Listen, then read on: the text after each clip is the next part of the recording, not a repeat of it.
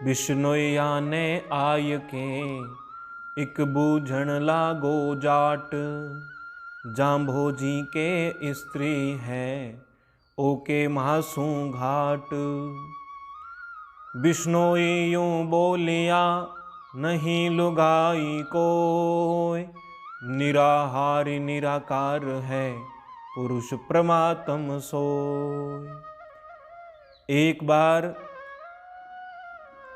बिश्नोई बंधुओं की एक जमात थी, जिन्हें एक जाट व्यक्ति कहने लगा कि आप अपने आप को गुरु जाम्भोजी का शिष्य भक्त कहते हो, लेकिन वो स्वयं सांसारिक बंधनों में फंसे हुए हैं और वो हमें क्या अलग से नया उपदेश देंगे। वो तो खुद स्त्री रखते हैं, आदि आदि कुछ बातें कहने लगा। और तब बिश्नोई भक्त जो भी थे वे कहने लगे कि ये बात सत्य नहीं है। वे तो निराकार निराहारी हैं, वही परमात्मा पुरुष परमात्म सोई, वही साकार रूप धारण करके आए हैं, वे हमारे गुरुदेव हैं। यह बात उचित नहीं है। और उस समय उन सब के बीच में दोनों पक्षों में एक विवाद से बनने लगा। और उस समय वे सब एकत्रित होकर गुरुदेव जाम्भोजी के पास गए। झगड़त झगड़त उठ चल्या जम्भ तणे दरबार। जायर पूछे देव ने इसका कहो विचार। वो उठकर जाम्भोजी के पास गए और गुरुदेव जाम्भोजी से ही इस बात को पूछ लिया। और उस समय गुरुदेव जाम्भोजी ने सीधा सा उत्तर दिया सरलता के साथ कि जम्बेश्वर इण विधि कयो थे जो लुगाई जान। बिश्नोई ऐसे कयो दीठी सुनी न कान। गुरुदेव जाम्भोजी कहने लगे कि हाँ, आप लोग कह रहे हो तो आप ठीक ही कह रहे हो, मैं स्त्री तो रखता हूं। गुरुदेव जाम्भोजी ने सीधा स्पष्ट सरलता के साथ स्वीकार कर लिया। और उसके बाद जब बिश्नोई भक्त लोग कहने लगे कि गुरुदेव आप सीधा स्वीकार तो कर रहे हो, हमने तो कभी नहीं देखा, हमने किसी स्त्री को यहाँ नहीं देखा। उस समय गुरुदेव जाम्भोजी ने शब्द का उच्चारण किया और उसके माध्यम से बताया कि मैं कौन सी स्त्री रखता हूँ। और वे कहने लगे कि शब्द सुनायो देव जी ऐसे कयो विचार। यह सुंदर मेरे रहे परख ले हूँ आचार। गुरुदेव जाम्भोजी ने शब्द सुनाया और कहा कि मैं तो इस सुंदर स्त्री को रखता हूँ, तुम इसके आचार विचार इसको संभाल लो, इसको परख लो, इसे समझ लो, ये तुम्हारे समझने की आवश्यकता है इसे। और उस समय गुरुदेव जाम्भोजी ने शब्द का उच्चारण किया और इसके माध्यम से उन्होंने एक विशेष संदेश प्रदान किया। ओ मोरे सहजे सुंदर लोतर बाणी ऐसो भयो मन ज्ञानी। गुरुदेव जाम्भोजी कहने लगे मोरे सहजे सुंदर लोतर बाणी, मेरे पास सुंदर सहजता और लोतर वाली एक वाणी है। वे कहने लगे कि मेरे पास जो स्त्री है वो मेरी वाणी ही है। अच्छा, और इस वाणी के कुछ लक्षण बता दिए उन्होंने। सहजे, इस वाणी में सहजता है, इस वाणी में एक सरलता है जो कि इस प्रसंग से भी तो दिख ही रहा है। और फिर उनकी वाणी की विलक्षणता देखें, मोरे सहजे सुंदर, ये बड़ी प्रिय मधुर है। लोतर, सबसे महत्वपूर्ण बात यही है, ये शुभ लक्षणों से युक्त है, ये ज्ञान से युक्त है, इसमें एक ढंग है, इसमें लोतर है। गुरुदेव जाम्भोजी ने कहा मेरे पास मेरी वाणी ही स्त्री है और इसके ये लक्षण हैं। क्या है? वो सहज है, वो बड़ी प्रिय मधुर वाणी है और वो शुभ लक्षणों वाली है, वो एक उसमें अच्छा ढंग है, उसमें एक ज्ञान है, वो ज्ञान प्रदान करने वाली वाणी है। और अगर तुम इसे ग्रहण करोगे, ऐसो भयो मन ज्ञानी, इसे धारण करने से जो इस वाणी के माध्यम से तुम्हें प्रेरणा मिलती है, अगर इस प्रेरणा को तुम अपने जीवन में अपनाओगे तो तुम्हारा मन भी पवित्र हो जाएगा, अंतःकरण पवित्र हो जाएगा और तुम भी उस ज्ञान को प्राप्त कर लोगे, ज्ञानी की स्थिति को प्राप्त कर लोगे, ज्ञानी बन जाओगे। हाँ, यदि अगर आप चाहते हो तो इसे ग्रहण करो। और फिर कहने लगे कि आप लोग तो इस भेद बुद्धि में भटके हुए हो, स्त्री पुरुष, इसमें भेद बुद्धि किस लिए? और वो कहने लगे कि तैया सासू तैया मासू रखतू रेयो खीरू नीरू, जू कर देखूं ज्ञान यदेसू, भूला प्राणी कहे सो करनो। गुरुदेव जाम्बोजी कहने लगे, आप जिसमें भेद बुद्धि देख रहे हो उसमें भेद है क्या, ये तो बताओ। तैया सांसों, अब वही तो सांस पुरुष के भीतर है, वही सांस स्त्री के भीतर होते हैं। तैया मासूं रक्तूं रुहियूं, वही रक्त और मांस से निर्मित ये शरीर है। और वही आत्मा, वही जीवात्मा दोनों के भीतर है। तो फिर इसमें भेद कैसा, और इसमें भेद बुद्धि क्यों रखते हो?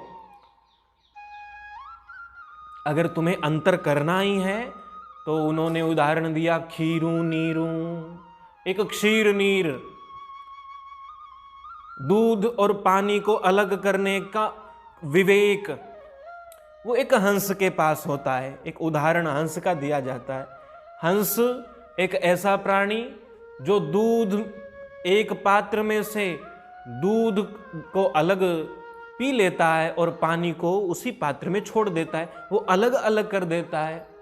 गुरुदेव जाम्बोजी कहते हैं, अगर तुम्हें अलग अलग करना ही है तो इस संसार में आकर के जो तुम भ्रम में भटके हुए उस भ्रम से दूर हो जाओ। भगवान श्री कृष्ण जिसे आत्म अनात्म विवेक की जहां बात करते हैं, उसको धारण, उसको प्राप्त करो, उस पर विचार करो, और जो शाश्वत है और जो नश्वर है उन दोनों को अलग करो। जो सत्य है और जो असत है उन दोनों को अलग करो। गुरुदेव जाम्बोजी इसीलिए संकेत करें खीरू नीरू। अगर तुम्हें करना ही भेद बुद्धि ही करनी है तो उसके ऊपर विचार करो। और फिर कहते हैं ज्यों कर देखूं ज्ञान अंधेसू। गुरुदेव जाम्बोजी कहते हैं कि उस प्रकार से इसका भेद करके इन्हें अलग अलग देखो और तभी तुम्हें ज्ञान प्राप्त हो सकता है, और तभी तुम्हारी दुविधा दूर हो सकती है, तुम्हारा संशय दूर हो सकता है। और अगर तुम्हें ये ज्ञान प्राप्त करना है और इस संशय से निवृत्ति चाहते हो, ज्ञान अंधेसु, तो फिर तुम्हें कुछ करना पड़ेगा। और वो क्या है?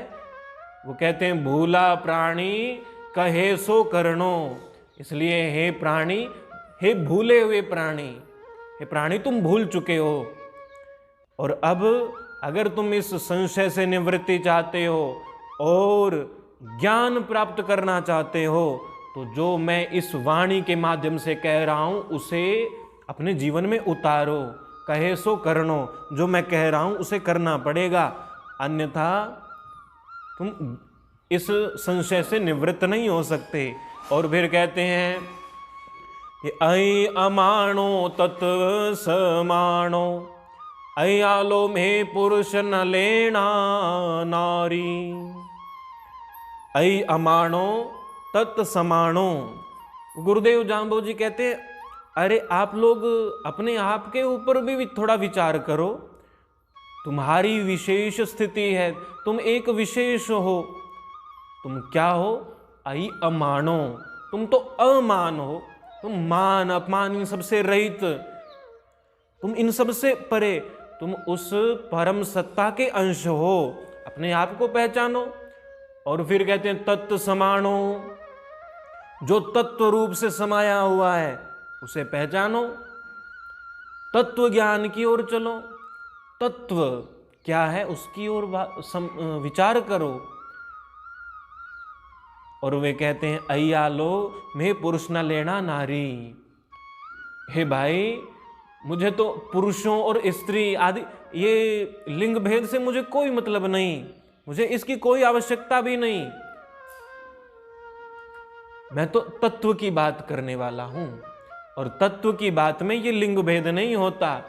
और तुम भी उसी तत्व को जानने का प्रयास करो। और फिर गुरुदेव जाम्बो जी कहते हैं कि सोदत सागर सो सो भ्यागत, भवन भवन भिखियारी, भिखी भिखियारी लो, जे आदि परम तत् लाधो। गुरुदेव जाम्बो जी कहने लगे सोदत सागर सो सुभ्यागत। इसके माध्यम से वो उदाहरण के साथ एक विशेष संकेत कर रहे हैं। सोदत कहते शोध करना, सागर, सागर में जाकर के शोध करना, सो सुभ्यागत। यहां संकेत है जैसे कई गोताखोर होते हैं और वे सागर में छलांग लगाते हैं, गोता लगाते हैं और वो शोध करते हैं, उस सागर में से वो मोती ढूंढ लेते हैं। और जो उसमें सफल हो जाता है, जो उसमें से मोती प्राप्त कर लेता है, वही तो सफल है, वही सुभ्यागत है, जो उस सागर में से शोध करके कुछ प्राप्त कर लेता है। उसी तरह गुरुदेव जाम्बो जी कह रहे हैं तुम भी इस संसार सागर में आए हुए हो। ये संसार समुद्र है और यहां आकर तुम्हें भी एक शोध करना है। तुम्हारा लक्ष्य क्या है?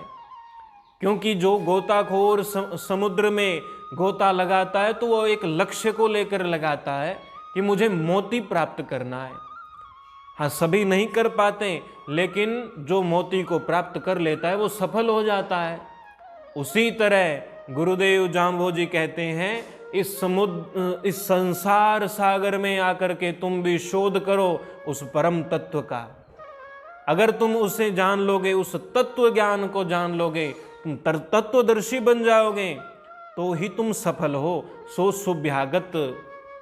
सुभ्यागत एक अतिथि के लिए प्रयोग होता है,